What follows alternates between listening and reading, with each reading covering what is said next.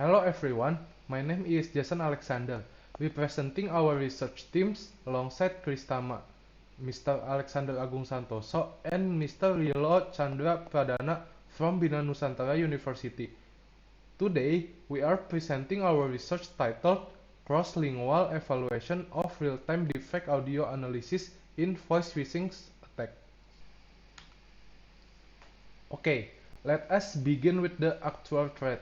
Today, the rapid evolution of generative AI has enabled highly realistic voice cloning using very short audio samples.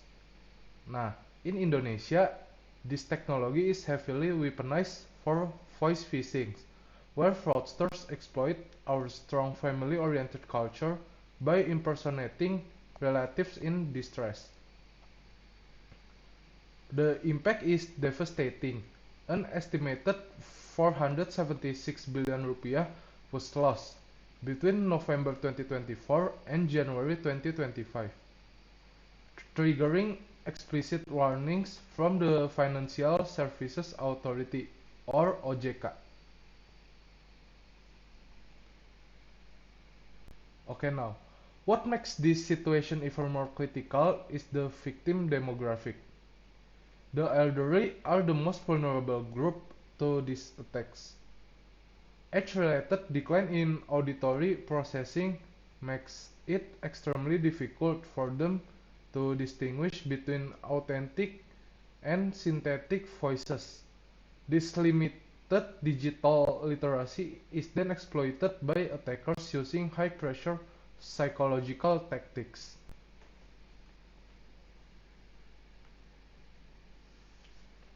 Okay, in response to this threat, researchers worldwide have developed remarkable deepfake detection AI models, achieving up to 99.95% accuracy in laboratories. However, there is a fatal research gap. These models are trained predominantly on pristine English language data. We ask the question, will these models remain robust when confronted with Indonesian phenomena and transmitted through degraded cellular networks? Okay, to understand this, let us look at the architecture behind the detection. The dominant model today is the conformer. This model doesn't process raw audio.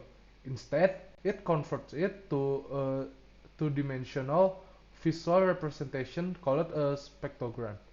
As shown in the diagram, the conformer combines convolutional networks, or we could say it CNN, to extract local feature anomalies, multi-head self-attention to capture global spatial context.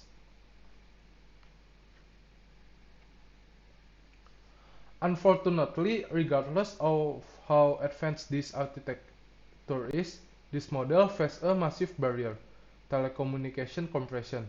When voice calls travel across public networks, they undergo compression and high-frequency filtering to save bandwidth. Ironically, these high frequencies are exactly where synthetic deepfake artifacts typically reside. This causes severe performance degradation when the model encounters out-of-distribution data. To explain exactly how we scientifically measured this degradation and formulated our solution, I will now hand over the presentation to my colleague, Kristama. Thank you, Jackson. Now let's get to the next one. To test the degradation hypothesis, we designed a 5-step methodology.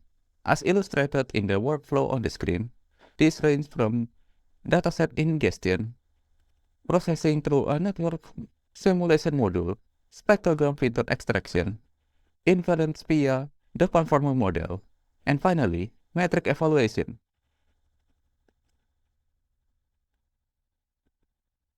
In this experiment, we utilized an English-based sample ASV Proof 2019 and our custom Indonesian phishing dataset synthesis via 11 labs to simulate a real-world telephone environment. We deliberately downsampled the audio to 8 kHz and applied G.711 mu-law codec compression.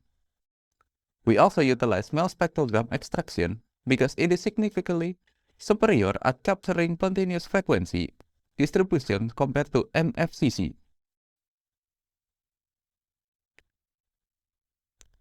Let us examine the evaluation result.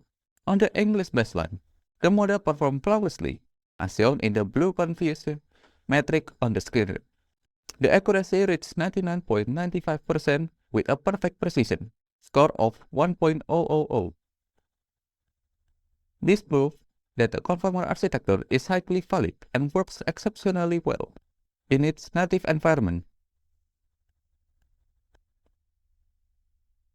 However, the most crucial finding of our research occurred in this next scenario, when we tested the model cross-lingually using the Indonesian telepon dataset. Its performance completely collapsed. Accuracy plummeted drastically from 99.95% to 50%. Even more fatally, it generated a 100% false positive rate, meaning all authentic Indonesian human voice were classified as deepfake by the AI.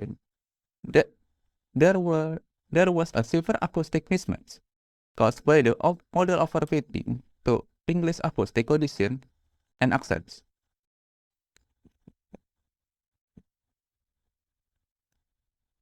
To recover this performance, we implemented a localized transfer learning approach.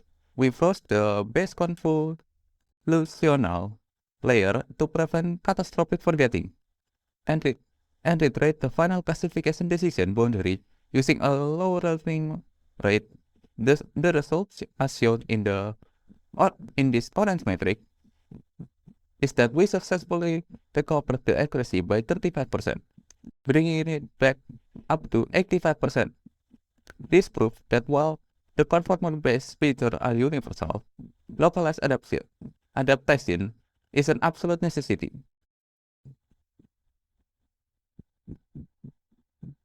From this research, we conclude that foreign-trained AI architecture carries a language bias if left uncalibrated.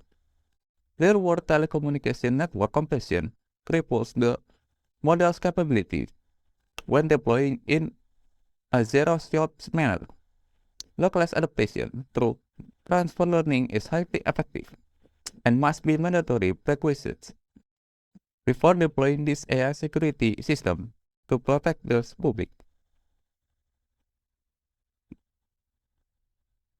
Looking ahead, this research paved the way model optimization and quantization, enabling lightweight, real-time edge deployment directly on users' mobile device. Multimodal security integration, combining both audio and telecommunication metadata, will also be our next focus. This concludes our presentation. Thank you for your time and attention. Thank you.